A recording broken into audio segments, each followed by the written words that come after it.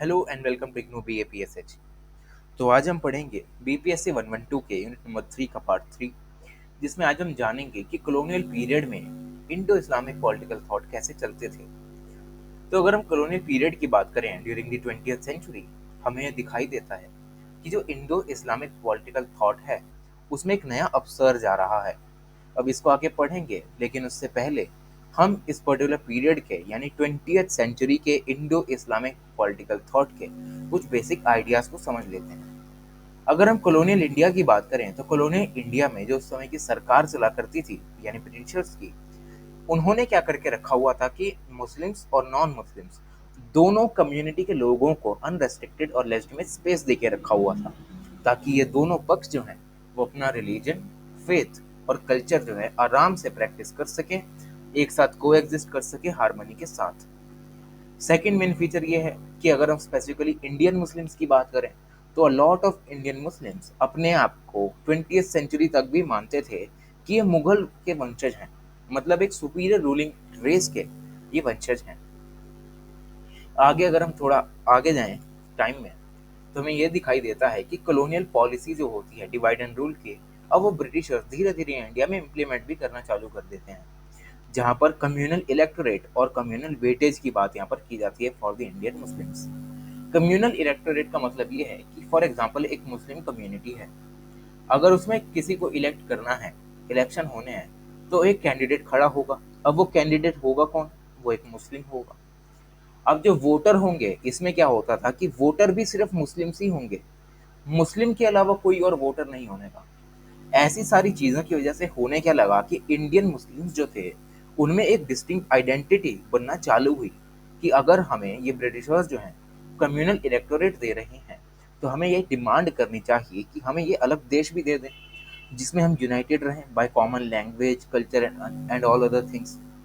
इसी से बात आगे बढ़ती है मुस्लिम स्कॉलर्स पर, जहाँ पर अब जो मुस्लिम स्कॉलर्स हैं इसी डिस्टिंक्ट आइडेंटिटी को बनाने के लिए अब धीरे धीरे करके हिंदू डोमिनेटेड सोसाइटी में रहना बंद कर देते हैं, मतलब ये काम करना बंद कर देते हैं इस हिंदू डोमिनेटेड सोसाइटी और पॉलिटी में, क्योंकि इन्हें लगता है कि जो हिंदू डोमिनेटेड है इसमें हमारी दाल नहीं गलने वाली, क्योंकि ये मेजोरिटी में है। और अगर इन्होंने हमें ओवर पावर कर दिया तो ऐसा ना हो कि हमारे इस्लाम पर ही खतरा आ जाए। तो इसी वजह से जो मुस्लिम स्कॉलर्स उस समय के हुआ करते थे, तो वो हिंदू एसिडेंसी या हिंदू डोमिनेटेड सोसाइटी में काम नहीं करना चाहते थे, और इसी चक्कर में सेपरेट और एक अलग मुस्लिम आइडेंटिटी बनाने के चक्कर में जो इंडियन मुस्लिम्स थे, अगर हम मुस्लिम इंटेलेक्चुअल्स की बात करें, स्पेसिफिकली मोहम्मद इकबाल, तो मोहम्मद इकबाल साहब जो थे उन्होंने आइडिया को सपोर्ट किया जो कि था पैन इस्लामिज्म, मतलब वर्ल्ड लेवल पे हमें एक इस्लामिक कम्युनिटी बनानी है जो कि यूनाइटेड रहे common language, common culture, common and common rituals. ऐसी जो सारी चीज़ें जो इस्लाम में होती हैं, उससे हमें एक ऐसी कम्युनिटी बनानी है जिससे कि हम सारे लोग जो हैं वो यूनाइटेड रह सकें, जिसको इन्होंने नाम दिया पैन इस्लामिज्म का। साथ ही साथ इन्होंने नेशनहुड के कॉन्सेप्ट को भी यहाँ पर रिजेक्ट कर दिया। अब नेशन अगर आप समझते हैं तो नेशन का मतलब होता है कि एक ऐसी टेरिटरी और उसमें ऐसे रहने वाले लोग जो कि उस नेशन को, मतलब अपने आप को उस नेशन का मानते हैं या उसके लिए लॉयल रहते हैं। अब इन्होंने इसको रिजेक्ट क्यों किया, इसके पीछे का भी एक रीजन है। अब क्योंकि उस समय के इंडिया में जो हिंदूज थे वो मेजोरिटी में थे, ऑब्वियस सी बात है, तो इन्हें ये लगा कि अगर हम भी हिंदुओं के साथ मिलकर इंडिया को ही अपना वतन मानने की कोशिश करेंगे, तो हम में और हिंदुओं में फ़र्क क्या रह जाएगा? कम्युनल इलेक्टोरेट का काम क्या?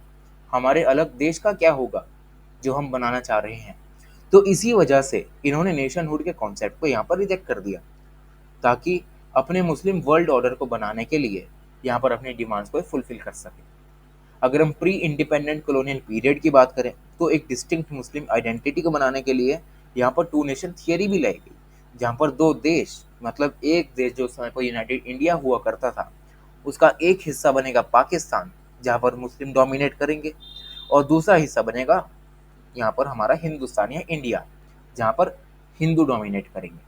तो ऐसी सारी चीज़ें यहाँ पर 20th सेंचुरी में हमें दिखाई देती हैं।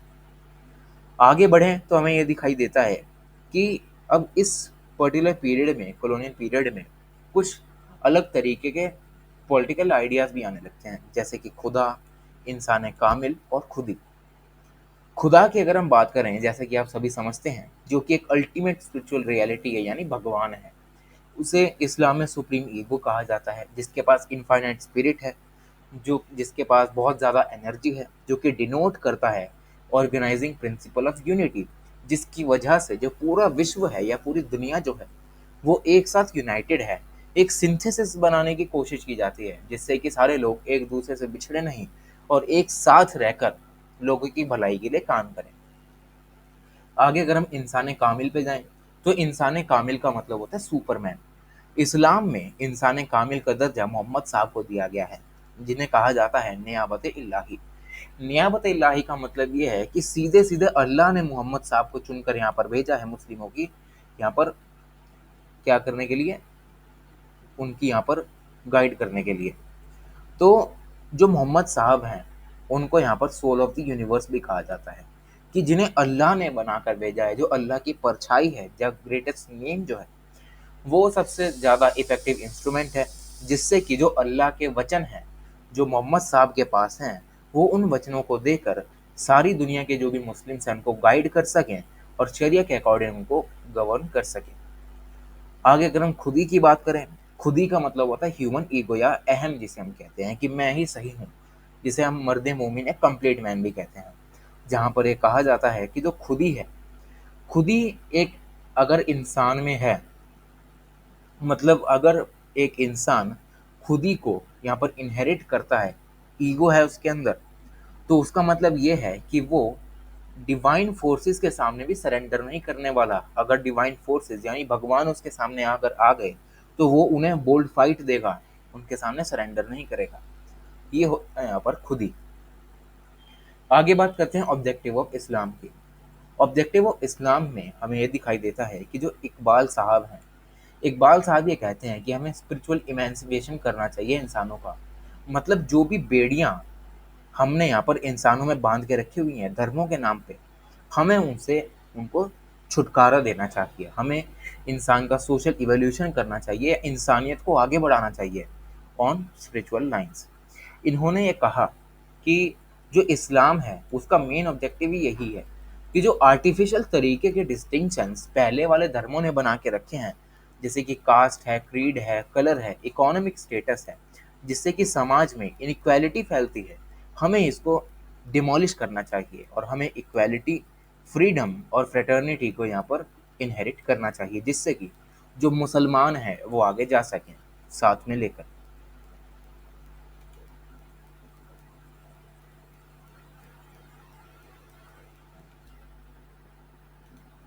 आगे अगर हम बात करें तो हमारे सामने टॉपिक आता है क्रिस्टलाइजेशन ऑफ मुस्लिम फ्रेटर्निटी। मतलब यहाँ पर मुस्लिम भाईचारे की बात की जाती है। अगर हम मोहम्मद इकबाल साहब के कॉन्सेप्ट को देखें, तो ये कॉन्सेप्ट देते हैं मिल्लत नाम से। मिल्लत का नाम होता है यहाँ पर, मिल्लत का मतलब है कि मुस्लिम कम्युनिटी। अब Muslim community unified by fraternity based on loyalty to the prophet and adherence to शरीयत। इकबाल साहब के अकॉर्डिंग हमें मिल्लत में रहना चाहिए। मिल्लत मतलब जो भी मुस्लिम हैं, जो भी इंसान इस्लाम को फॉलो करता है, वो मिल्लत का हिस्सा होता है, जो कि जो मोहम्मद साहब हैं उनके प्रति लॉयल रहता है और शरिया के अकॉर्डिंग वो चलता है। अब यहाँ पर मोहम्मद इकबाल साहब फिर से नेशनलिज्म को यहाँ पर रिजेक्ट करते हैं, वही जो रीज़न मैंने आपको ऊपर बताया, क्योंकि ये मानते हैं कि जो ग्लोबल मुस्लिम ब्रदरहुड है उसको हम नेशनलिज्म की भावना से कभी अचीव कर ही नहीं सकते। अगर हमने नेशनलिज्म को यहाँ पर अपना लिया, तो दूसरे धर्मों में और हम में क्या फ़र्क रह जाएगा। इसी वजह से ये यहाँ पर इसको फिर से रिजेक्ट कर देते हैं और ये कहते हैं कि हम जो मुसलमान हैं उसे स्पिरिचुअल यूनिटी करना चाहिए। मतलब धर्म के बेसिस पे सारा जो धर्म है, जो इस्लाम है, उसमें सारी मिल्लत को आना चाहिए। टुगेदरनेस की जैसी एक चीज़ होनी चाहिए जो कि उन्हें एक साथ बांध के रखे, ताकि उनकी इस्लामिक स्ट्रेंथ रिवाइव हो सके और उन्हें ग्लोबल अफेयर्स में ऑटोनॉमी मिल सके। आगे अगर हम बात करें कंसेप्ट ऑफ नेशन की, तो मोहम्मद इकबाल साहब यहाँ पर नेशन के लिए कहते हैं कौम। कौम का मतलब होता है community united by shared language, culture, religion ties, जिसमें मुस्लिम्स और नॉन मुस्लिम्स दोनों आते हैं, क्योंकि नेशन का मतलब ही वही है ना, कि बहुत सारे धर्मों के लोग एक साथ रहते हैं और अपने जो स्टेट है उसके लिए लॉयल रहते हैं। तो ये होता है इस्लाम में कौम। वहीं जो कौम है वो मिल्लत से अलग होता है, जहाँ पर मिल्लत होता है shared Islamic faith and adherence to Islamic law यानी शरिया। मिल्लत का मतलब होता है कि मिल्लत की जो भी अंदर रहने वाले उसके मुस्लिम जो भाई बहन हैं, मतलब जो मुस्लिम कम्युनिटी है, वो होती है मिल्लत, जो कि इस्लामिक फेथ और शरिया के अकॉर्डिंग अपने आप को गवर्न करती है। जहाँ पर कौम में एक ब्रॉडर और सोशल बॉन्ड्स दिखाए जाते हैं, मतलब बड़े स्केल पे, जहाँ पर सभी धर्मों के लोग एक साथ मिलकर रहते हैं। वहीं मिल्लत में क्या कहा जाता है कि रिलीजियस बेसिस पे स्पिरिचुअल यूनिटी के साथ ग्लोबल मुस्लिम कम्युनिटी इस्लाम के अंडर रहती है। ये सिंपल सा मीनिंग है मिल्लत का। आगे बढ़ते हैं हम concept of nationalism and Hindu Muslim unity.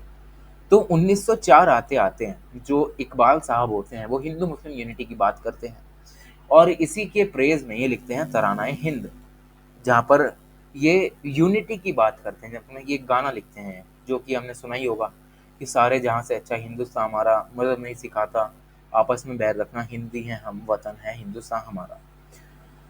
पर 1910 आते आते, मतलब 1910 आते आते, ये सारी जो चीज़ें होती है हिंदुस्तान फर्स्ट, मतलब यहाँ पर हम देख सकते हैं ना कि तराना हिंद लिखा है, मतलब हिंदुस्तान पहले होना चाहिए।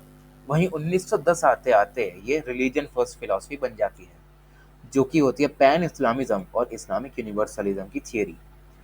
1910 में फिर से ये गाना लिखते हैं जो कि होता है तराना मिली। तराना मिली का मतलब ये है तराना मिल्लत, मतलब जो मुस्लिम कम्युनिटी है उसके लिए गाना लिखते हैं, जिसका होता है मतलब चीनो अरब हमारा, हिंदुस्तान हमारा, मुस्लिम है हम, वतन है सारा जहां हमारा। अब जहां पर यहाँ हिंदुस्तान की बात की जा रही है, ठीक है, हिंदुस्तान हमारा, अब यहाँ क्या कह रहे हैं, सारा जहां हमारा, यानी एक पैन इस्लाम इस्लामिक वर्ल्ड बनाने की कोशिश यहाँ पर की जा रही है बाय मोहम्मद इकबाल।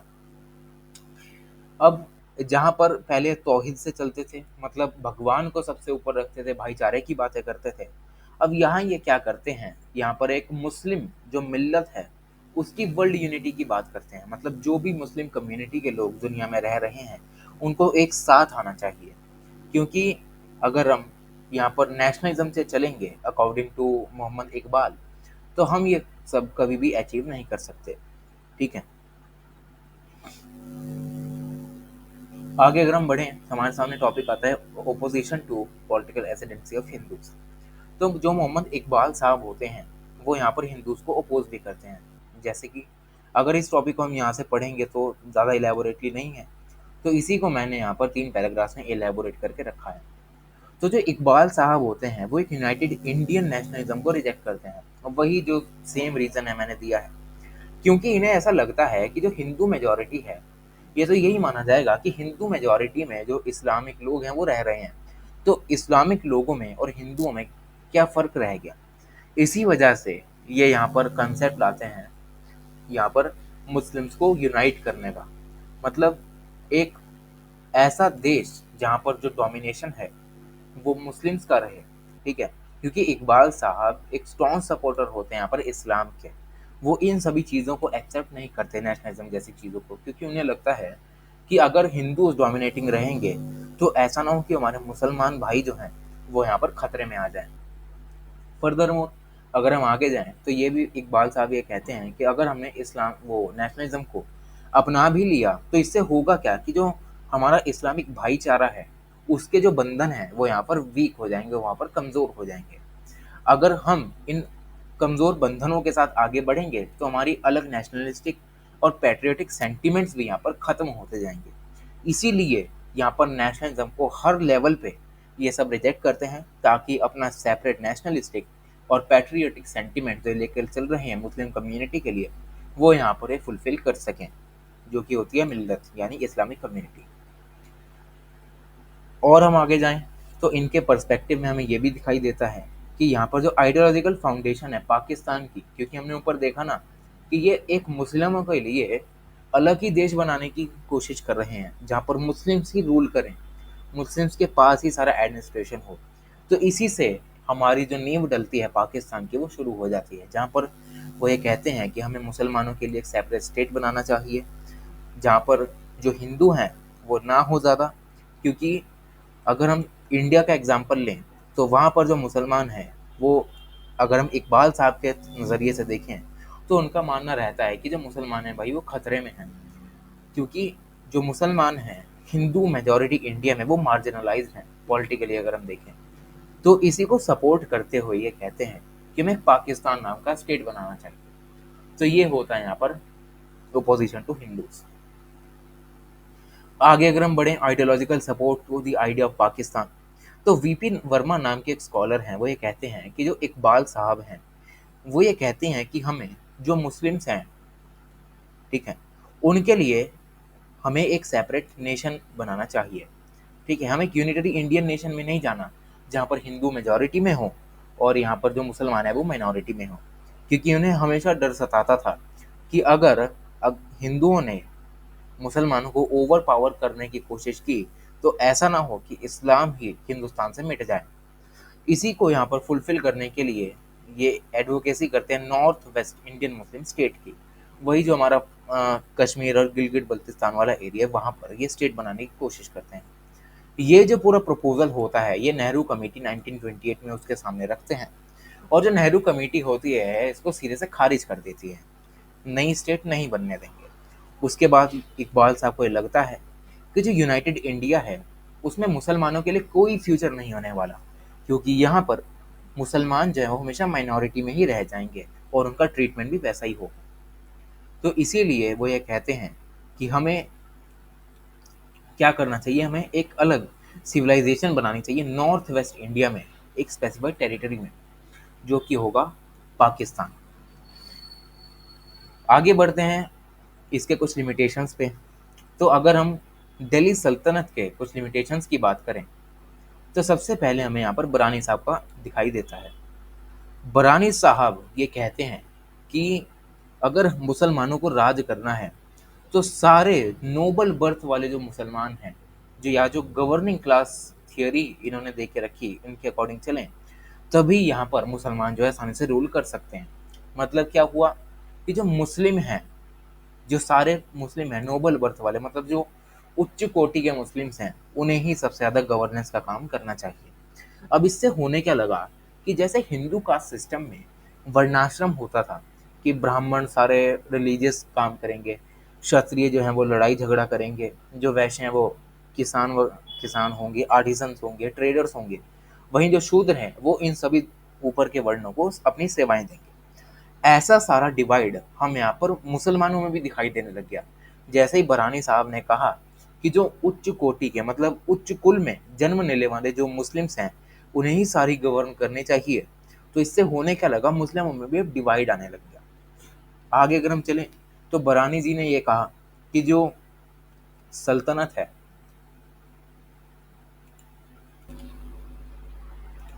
तो जो यहाँ पर ज़ियाउद्दीन बरानी जी हैं वो ये कहते हैं कि अगर हम सल्तनत की पॉलिटिकल रियलिटी देखें तो हमें इसमें ये भी दिखाई देता है कि जो मुस्लिम अपर क्लास है वो ही एक प्रीडोमिनेंट इन्फ्लुएंस बना के रखती है अपना एडमिनिस्ट्रेटिव मशीनरी पे, जहाँ पर ये फैक्ट को नकारा जाता है कि जो मुस्लिम्स हैं वो यहाँ पर मिनॉरिटी में है। ठीक है, अब इससे होने क्या लगता है कि जो मुस्लिम लोग होते हैं उसमें डिवाइड आने लग जाता है कि भैया देख लो सल्तनत वाले क्या कर रहे हैं कि जो अपर क्लास वाले हैं, ठीक है, वही सारी एडमिनिस्ट्रेटिव मशीनरी संभाल रहे हैं। बल्कि इस्लाम में क्या होता है, सबको एक साथ चलने की बात की जाती है, मतलब सबको एक साथ लेकर चलें, ऐसा राजा को होना चाहिए। पर यहाँ पर हमें ऐसा कुछ भी दिखाई नहीं देता, जो कि सबसे बड़ी लिमिटेशन दिल्ली सल्तनत पीरियड में हमें यहाँ पर दिखाई देती है। आगे अगर हम बात करें तो बरानी साहब ये कहते हैं कि जो राजा होना चाहिए, मतलब जो सुल्तान होना चाहिए, उसके लिए एक आइडियल कोड ऑफ कंडक्ट होना चाहिए। मतलब जो सुल्तान है उसके पास कुछ ऐसे लॉज होने चाहिए जिसके ज़रिए वो लोगों को यहाँ पर गवर्न करे। पर स्टेट के लिए ऐसे कोई भी लॉज बरानी साहब ने देकर नहीं रखे। अब अगर आपने स्टेट के लिए कोई लॉज देकर ही नहीं रखे तो सुल्तान अपनी मनमर्जी चलाएगा ही। ठीक है, अगर कोई स्टेट के लॉज होते तो सुल्तान की पावर्स जो थी वो थोड़ी बंधी हुई रहती कि स्टेट के लॉज में ऐसा लिखा हुआ है मुझे ऐसा नहीं करना चाहिए। पर बरानी साहब ने लिख कर क्या रखा हुआ है कि जो इस्लामिक स्टेट है उसके कोई लॉज नहीं दिए, बल्कि जो सुल्तान है उसके लिए एक आइडियल कोड ऑफ कंडक्ट बना के यहाँ पर रख दिया। अब इससे होगा क्या कि जो सुल्तान है वो अपनी मर्जी चलाएगा और आगे लोगों को गवर्न करेगा। आगे बढ़ते हैं हम यहाँ पर मुगल पीरियड में। मुगल पीरियड में कहा जाता है कि जो किंग है वो जिली इलाही नहीं है, मतलब जो अल्लाह है उसकी परछाई नहीं है, बल्कि वो प्रोफेसर है, सॉरी वो पोजेसर है डिवाइन इल्यूमिनेटेड का। मतलब वो एक परफेक्ट मैन है, वो फर्री जाती है, अल्लाह ने उसे बना के भेजा है मुसलमानों पर रूल करने के लिए, वो होता है किंग। ठीक है, ऐसी सारी चीज़ें हमें मुगल पीरियड में दिखाई देती हैं, जिससे कि जो किंग की यहाँ पर पावर होती है वो उसे इनफॉलिएबल बना देती है, मतलब उसे कोई गिरा नहीं सकता है, उसे पावर से कोई नहीं हटा सकता। वो सभी के डिस्प्यूट्स के बियॉन्ड जाकर यहाँ पर फैसले सुना सकता है और सबसे एक्सपेक्ट करता है कि वो सब उसके लिए लॉयल रहें। आगे अगर हम बात करें तो मुगल पीरियड में हमने अबुल फजल वाले पीरियड में देखा था कि अबुल फजल एक थ्योरी देते हैं एब्सोल्यूट पीस की, जो कि होती है सुलह कुल, और एक थ्योरी होती है एब्सोल्यूट लव यानी मोहब्बत कुल।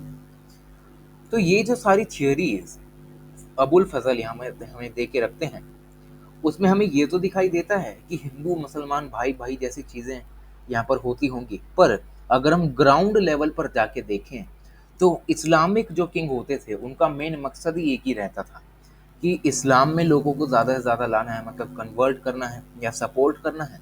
साथ ही साथ जो शरिया है उसका जो कमिटमेंट राजा ने लिया है कि वो शरिया को इम्प्लीमेंट करेगा, उसी को पूरा करने के लिए यहाँ पर सारी चीज़ें हुआ करती थी। ऐसी जो भी ज़वाबित या स्टेट लॉज जो उस समय के हुआ करते थे वो ग्राउंड लेवल पर कभी भी इम्प्लीमेंट नहीं हुआ करते थे, और जो ये सुलह कुल मोहब्बत कुल वाली चीज़ें होती थी वो कभी ग्राउंड लेवल पर किसी ने एक्सपीरियंस की ही नहीं, जो कि सबसे बड़ा इसका लिमिटेशन बनता है। आगे अगर हम बात करें तो अबुल फजल के अकबरनामा में हमें ये दिखाई देता है कि जो राजा है उसी के पास सारी पॉलिटिकल, एडमिनिस्ट्रेटिव, सोशल, इकोनॉमिक और रिलीजियस फेयर्स की जिम्मेदारी है। अब एक इंसान के पास हमने इन सभी डोमेन्स की पावर दे दी, तो वो एक अकेला इंसान इन सभी को संभालेगा कैसे? तो इसका ये भी एक लिमिटेशन बनता है कि एक राजा अगर बनेगा तो वो ज़्यादा से ज़्यादा क्या देख लेगा, वो एडमिनिस्ट्रेशन देख लेगा, वो पॉलिटिकल चीज़ें देख लेगा, इकोनॉमी भी देख लेगा, पर रिलीजियस आपने स्पेयर्स भी उसे दे दिए, सोशल स्पेयर्स भी आपने उसे दे दिए, मतलब सोसाइटी के जो भी ताम झाम होते हैं। अब उसमें राजा क्या होता था, उसकी जो सारी चीज़ें होती थी वो यहाँ पर कंफ्यूज ही रहती थी कि पहले एडमिनिस्ट्रेशन देखूं, पहले इकोनॉमी देखूं, पहले सोसाइटी देखूं या पहले रिलीजन देखूं, जो कि इसका ये जो पर्टिकुलर पीरियड हमारा मुगल पीरियड उसमें सबसे बड़ी लिमिटेशन बनता है। साथ ही साथ हमें ये भी दिखाई देता है कि अबुल फजल ये कहते हैं कि जो स्टेट है उसे हमेशा लिमिटेड रिलीजियस ऑटोक्रेटिक रूल में रहना चाहिए, पर ऐसा कोई भी इंस्टीट्यूशन हमें यहाँ पर नहीं दिखाई देता जो कि रूलर के जो भी उसकी जो रूलिंग्स हैं उस पर चेक्स और कंट्रोल रखे। मतलब कोई भी ऐसा इंस्टीट्यूशन नहीं है जो कि ये चेक करे कि जो रूलर है वो सही लॉज बना रहा है, अगर लॉज उसने बनाए तो ऐसा तो नहीं कि वो उसमें कुछ धांधलेबाजी कर रहा है। ऐसा कोई भी चेक एंड बैलेंस रूलर पर उस समय पर नहीं लगाया जाता था। आगे अगर हम आगे जाएं तो ये आता है हमारे पास कॉलोनियल पीरियड। कॉलोनियल पीरियड में हमें सबसे ज़्यादा यही दिखाई देता है कि हमें एक डिवाइन डेमोक्रेसी बनानी है, इस्लामिक थियोक्रेसी। मतलब कि हमें एक ऐसा देश बनाना है जिसमें सिर्फ इस्लामिक लॉज ही फॉलो हों, जहाँ पर मुसलमान ज़्यादा रहें और मेजॉरिटी में रहें, जो कि इकबाल साहब का बहुत ही फेमस आइडिया भी होता है। अगर हम इनके बात करें तो इकबाल साहब जो होते हैं वो यहाँ पर कुरान पे सबसे ज़्यादा एम्फेसाइज करते हैं। मतलब जो फाइनल अथॉरिटी है वो शरिया है। ठीक है, मतलब जो अल्टीमेट लॉ है जिसके ज़रिए सभी लोगों को गवर्न किया जाएगा वो शरिया है। शरिया के पार आप नहीं जा सकते। ठीक है, ऐसी सारी चीज़ें हमें इकबाल के पॉलिटिकल थॉट में दिखाई देती हैं। यहाँ अगर हम इकबाल साहब की बात करें तो ये भी कहते हैं कि run away from democracy and be the slave of the perfect man. कि मतलब डेमोक्रेसी में जहाँ पर मुस्लिम्स भी आते हैं, हिंदू भी आते हैं, ईसाई भी आते हैं, सारे जो धर्म आते हैं वो डेमोक्रेसी में आते हैं, तो हमें इससे दूर भागना चाहिए क्योंकि हम में और उनमें फ़र्क क्या रह जाएगा। और साथ ही साथ ये भी कहते हैं जो परफेक्ट मैन या जो मोहम्मद साहब हैं आपको उनका स्लेव बनकर काम करना चाहिए, आपको उनकी गुलामी करनी चाहिए। नेक्स्ट पॉइंट हमें ये बताता है कि अगर हम इनके कुछ रिप्रेजेंटेशन की बात करें तो हमें ये दिखाया जाता है कि जो इनॉमिनस सॉवरेनिटी है वो यहाँ पर इकबाल साहब ये कहते हैं कि हमें यहाँ पर क्या करना चाहिए, हमें एक अलग पॉलिटिकल डेस्टिनी बनानी चाहिए हमारे मुसलमान भाइयों के लिए, ताकि वहाँ पर वो आइडियल पॉसिबिलिटीज़ को यहाँ पर अचीव कर सकें, जो भी अपॉर्चुनिटीज़ उन्हें मिलें वो उन्हें यहाँ पर अच्छे से ग्रैब कर सकें। नेक्स्ट पॉइंट हमारे आता है कि जो इकबाल साहब हैं वो यहाँ पर दो घोड़ों पर बैठने की कोशिश करते हैं। मतलब एज अ मुस्लिम ये कहते हैं कि हमें कुरान के बेसिस पर चलना चाहिए, वहीं अगर हम फिलोसोफर की तरफ से बात करें वो कहते हैं हमें आइडियलिज्म करना चाहिए। मतलब जहाँ पर एक ऐसा देश जहाँ पर भले ही मुसलमान यहाँ पर मेजॉरिटी में हो, पर जो सारे रिलीजन्स अगर थोड़े बहुत माइनॉरिटी में छुटपुट छुटपुट वो भी यहाँ पर अच्छे से रह सकें। तो ऐसा यहाँ पर पॉसिबल होते हुए नहीं दिखता, ठीक है, क्योंकि एज अ मुस्लिम वो क्या करते हैं, मिल्लत की जो सुप्रीमेसी होती है उसको यहाँ पर सपोर्ट करते हैं, शरिया को एक्सपेक्ट करते हैं। साथ ही साथ अगर हम फिलोसफर को देखें तो खुद ही को यहाँ पर एक्लेम किया जाता है, ठीक है, जो ईगो वाली पर्सनैलिटीज़ होती हैं।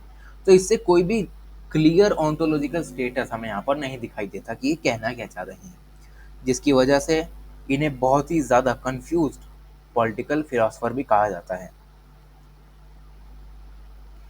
नेक्स्ट हमारा लास्ट टॉपिक आता है reaction towards the Islamic tradition. तो इस पर्टिकुलर टॉपिक में हमें ये बताया गया है कि जो ये पर्टिकुलर इस्लामिक ट्रेडिशन आया इसके विरोध में क्या क्या हुआ।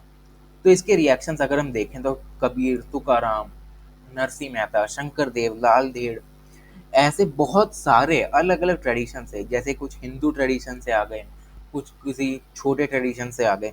ऐसी सारी चीज़ों की वजह से अब होने क्या लगा कि इस्लामिक पॉलिटिकल जो थॉट है उसके खिलाफ यहाँ पर लोगों ने बोलना चालू किया, जिसमें सबसे पहली आवाज़ हमें सुनाई देती है भक्ति ट्रेडिशन की, जहाँ पर जो भक्ति ट्रेडिशन वाले जो सेंट्स होते हैं वो हिंदुइज्म और इस्लाम में एक ब्रिज की तरह काम करते हैं, जहाँ पर दोनों ही धर्मों में से कुछ ना कुछ उठा के, मतलब कोई भी इनके एलिमेंट्स उठा के दोनों को एक साथ बांधने की कोशिश की जाती है, ताकि ये दोनों रिलीजन्स एक साथ यहाँ पर कोएग्जिस्ट कर सकें। अब ये जो भक्ति सेंट्स होते हैं ये मेन स्ट्रीम सोसाइटी से नहीं होते, ये हमेशा लो कास्ट से आते हैं, ठीक है, और ये हमेशा से ही इंस्टीट्यूशनलाइजेशन ऑफ रिलीजन से दूर भागते हैं। मतलब हम ये कहना चाहते हैं कि रिलीजन के लिए कोई भी हमें इंस्टीट्यूशन सेटअप करके नहीं रखना है, रिलीजन एक पर्सनल इंटेलेक्चुअल प्रॉपर्टी है, इसलिए इसको वैसे ही फॉलो करें और साथ ही साथ इसको डिसेंट्रलाइज करें कि जैसे हमने कुरान में देखा, तो हमने जो कुरान में देखा था कि जो शरिया है वही अल्टीमेट लॉ है, उसके पार आप नहीं जा सकते। जो अल्लाह है वही एक भगवान है, उसके अलग से आप कोई भी पूजा नहीं कर सकते। तो ये क्या हुआ, सेंट्रलाइजेशन हुआ। तो भक्ति ट्रेडिशन वाले लोगों ने क्या कहा कि जो रिलीजन है वो एक प्राइवेट मैटर है, उसको वैसे ही हमें प्रैक्टिस करके रखना चाहिए, हमें इसको डिसेंट्रलाइज करना चाहिए। मतलब हमें हमेशा ये देखना चाहिए कि कौन कौन सी पॉसिबिलिटीज़ हम रिलीजन में यहाँ पर कन्वर्ट कर सकते हैं। ऐसे ट्रेडिशंस ही यहाँ पर सबसे ज़्यादा आते हैं जो कि अपर क्लास को चैलेंज करते हैं, क्योंकि उस समय पर अपर क्लास हेजेमनी चला करती थी, ठीक है। साथ ही साथ कुछ सिंक्रेटिक ट्रेडिशन भी आते हैं। सिंक्रेटिक ट्रेडिशन का मतलब ये होता है कि बहुत सारे, फॉर एग्जांपल कि हिंदू और जो इस्लाम है उसमें से कुछ आइडियाज़ को उठाया और उन आइडियाज़ को मिलाकर यहाँ पर फॉलो करना चालू कर दिया, ताकि जो हेट्रोजीनियस रिलीजियस बैकग्राउंड के जो लोग हैं वो आराम से इन सभी के फेथ्स को फुलफिल कर सकें और इनके कल्चर को यहाँ पर आराम से प्रैक्टिस कर सकें, ताकि सभी सभी धर्मों ने बनाकर यहाँ पर रखी हुई है वो यहाँ पर हम रिड्यूस कर सकें। लास्ट में हमें दिखाई देता है सिखिज्म। अगर हम सिखिज्म की बात करें तो संत गुरु नानक देव जी जो होते हैं वो तो इस हद तक चले जाते हैं कि वो मक्का भी हो जाते हैं और काशी भी हो जाते हैं, ये जानने के लिए कि दोनों जो हिंदुइज्म और जो इस्लाम है उनमें क्या क्या मॉरल एस्पेक्ट्स हैं और किन मॉरल एस्पेक्ट्स को मिलाकर हम यहाँ पर एक अलग रिलीजन बना सकते हैं इन सभी को फॉलो करने के लिए। तो यही था हमारा पूरा ये unit. Thank you so much.